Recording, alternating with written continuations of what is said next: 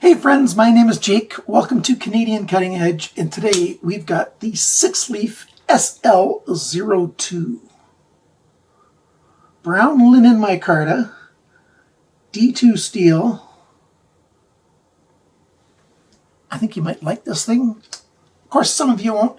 $37.99 US before you take off the 10% with discount code CCE at White Mountain Knives. And that turns it into $34.19 American. That's about 44 Canadian shekels for this knife. The designer is Rattlesnake Designs, SixLeaf Knives. It seems to me that it's clearly a budget brand from Tucson Knives. And if not, they're definitely using Tucson factory, Tucson materials, even like the pocket clip and everything for this knife. This knife is a bit bulky. If you've got, small men's hands, it might be too bulky for you. In fact, in some grips, I find this thing a little bit too bulky. I'm thankful I'm left-handed though, because in the left hand, it feels quite good. In the right hand, this back grip, if you're squeezing hard, doing a lot of hard work, that side of your index finger gets a little annoyed with this part of the knife right there. But in the left hand, it works great. So if you're right-handed, grab, 5, 10 of your knives and hold them in your right hand and then put them in your left hand, especially liner locks. And they're going to feel quite different. They're going to feel more comfortable in the left hand. Lefties, we really do have better options for knives.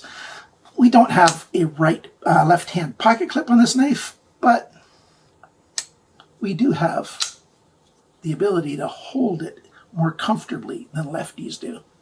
I often put a right-handed knife in the left side pocket. It's not that much more work to take it out and take it out in a hurry and deploy it and everything. It doesn't concern me at all to have a right-handed knife in my left pocket. That's my PSA for the morning. Thanks for watching it. And no, we're not done yet. Let's stick around, go to the tabletop, and take a good close look at this knife. There she is. I think she's a pretty good looking knife. We've got a decent blade shape here. Rattlesnake design, if I forgot to say that in the introduction. So we've got a little thumb rest area here. It's fairly thick steel, about 0.15, a little over 0.15 of an inch. But resting the thumb in there really works well.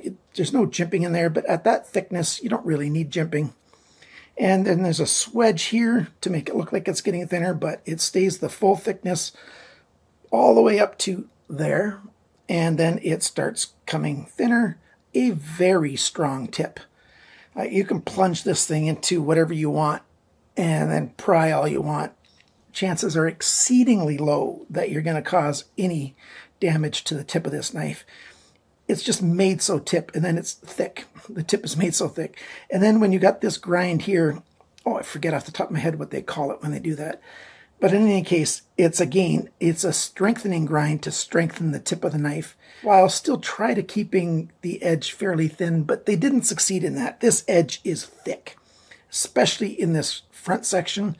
The edge is very thick, and over here, it's too thick. So this is too thick, but not terrible. This is very thick. Maybe not terrible, but it's very thick. We've got a stonewashed finish on the spine, and then everything else is satin finished with this vertical grinds on here, on the flats, on the swedge, on both of these bevels. We've got a sharpener's choil and a forward finger choil that comes together. There's a little bit of a transition line, and hopefully I can get a good close-up picture. You can see that there's a transition line on it right there where the forward choil kind of ends and then the sharpener's choil starts again. The sharpener's choil is not quite big enough. This plunge where it goes from the full thickness at the ricasso to the bevel, it's quite gradual, and the plunge hasn't ended by the time the sharpener's choil has ended. So the sharpening grind right here is getting thicker this way because it has to start riding up that plunge. So the sharpener's choil should have been a little bit bigger yet, or they should have made that plunge a little bit quicker. We've got a little chamfer all over the place up here on the parts of the blade that aren't part of the bevels or grinds, and that helps just knock off any sharpness on that edge. Well done. The writing on the knife, On this side, we've got SL-02 and then Rattlesnake's logo and then D2. It's not too large. I don't really mind it that much. The model number, the SL-02, that probably could have been even smaller. Maybe they could have stacked it with the steel type and so that it wouldn't come out as far. But overall, the badging's not terrible. And on this side, we've got the SixLeaf logo right there. And it's nice on the flat there and it's not too large. So overall, the badging, I don't really have a lot of complaints. The action on this thing, with the weight of this knife, you know, it does want to shut when you give it a chance to shut. It's not super smooth, but it's very smooth. Lockup is solid. It's going to be hard to look in there. It's going to be hard to get a good close-up picture of that. The lockup is a little bit early, but it is fully engaged. It didn't ever come loose. I did a spine whack test. Whacking the spine, it never came loose, so that's pretty good. The space here for this cutout, which I mentioned in the introduction, to get your finger in there, your thumb, to disengage that lock, there's plenty of space in there to get your thumb in there. A little bit of a chamfer on the side of that, and it just works really well in either hand. So, there you go. That's all good. The alignment, it's not quite perfect. And then for the flipper, it's got a hole in it up there. We've got some jimping around the top, well, almost to the top. So light switch method, it just really works well. But you can easily just pull off to the side a little bit and the blade deploys just fine as well. Easy to use. That flipper turns into a big guard. So if you are going to use this knife for piercing into things, you've got a lot of protection. First off, you've got a deep choil here, and then you've got this guard extending out as well. No matter how you hold it, you know, if you're going to be doing some plunging into things, aka stabbing things, this is a good knife for that kind of thing. It might not puncture very well because of how thick it is, but the knife is going to survive, no problem. Now to the rest of the handle, we've got that brown linen micarta. It's got a fairly coarse kind of look to it, but the texture is not too coarse. You can see tiny little voids when you take a close look at it. The resin didn't get absorbed everywhere, but that just gives it a little bit of grip. I quite like that. Edges are all rounded off everywhere. It's quite thick though, and it makes the overall thickness of the handle quite thick. We're going to go through all the dimensions and the measurements later on. We've got an elongated lanyard hole, but the placement of it, I'm not terribly fond of that. If you're using paracord in there, it's got to come out there and then it's got to push out even further until it can come free. Yeah, I'm not the biggest fan of that. I would rather that they put the screw over here and put the lanyard hole at the back. That would have been better.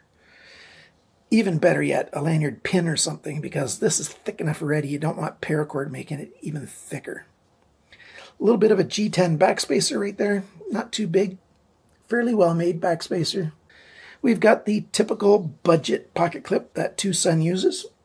And it's here on the SixLeaf. Nice T8, very well made screws. It's a little bit too big this way, which all the TwoSun ones are as well. You don't need it to come out quite that far, even with those big button screws. Let's see how it goes into a pocket. They always climb over nicely. You've seen these so many times on the channel with my TwoSun reviews. Just works really well. Just a tiny bit of brown poking out there.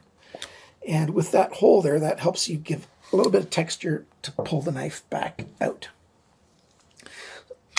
We've got a pin here. It's probably a D-shaped pin because it's flat on this side. We've got nice flush T8 right here to hold it together. And like I said, those T8 screws there. So let's take the thing apart and show you how it's constructed. Here you can see the very clear D-shaped hole right there. That's for the pin. And it's along the hole, almost actually half the length of the pin. Well made. We've got some large ceramic ball bearings. That's quite good. We've got, like what TwoSun does, there's a ramp right here. In this case, it's just a chamfer. It's not like a grooved ramp for the detent ball when you go close the knife. It's just another sign to me that these are made by Tucson, just in a little more budget way. It's real easy to put a little chamfer on. It's a lot more work to put a little groove on. And so for the budget line, that's what they did. A little bit of skeletonizing here. Oh, I forgot to show you the balance point. I'll do that just before we go over the measurements. They could have done a little more skeletonizing, but not much, because that would have thrown the balance off. So very simple construction, nice big stop pin. There's an alignment pin here, and here's the body pin. Now, you need to have the back spacer because there's no shoulder on this pin. If you get rid of the back spacer, then the back of the handle scale is just going to sort of squeeze in, and it's not going to be very good. The pressure point will be on the liner itself instead of on steel, so you're going to need to keep the back spacer. I got to put it back together, I'll show you the balance point, and then do all the specs, measurements, and stuff. Like I said, I forgot to show you the balance point. It's just behind the pivot pin, which is okay. Wouldn't mind if it was a little bit right at the pivot pin. It's better balanced than most knives, so that's quite good. And I didn't mention, it's not like a Tucson. This screw did not come loose during my testing. I never touched it at all until I just took it apart for you now. So during the whole time I owned it, all the testing I did, that screw never came loose. That's a good sign. Let's go over all the measurement specs, all those kinds of data points. D2 steel, Rockwell around 60. It's a good, tough steel. The weight of this knife, 149 grams, 5.3 ounces. Yeah, it's a chunky knife. The sharpness from the factory, 130 bests. Right around average, just tiny bit better than average for what I review. The average point is about 140 bests, so just slightly better. The cutting edge length, 88.4 millimeters, 3.48 inches. Blade length, tip to the closest spot on the handle, is a bit less, 86.4 millimeters, 3.4 inches. The thickness of the blade stock, 3.87 millimeters, 0.1525.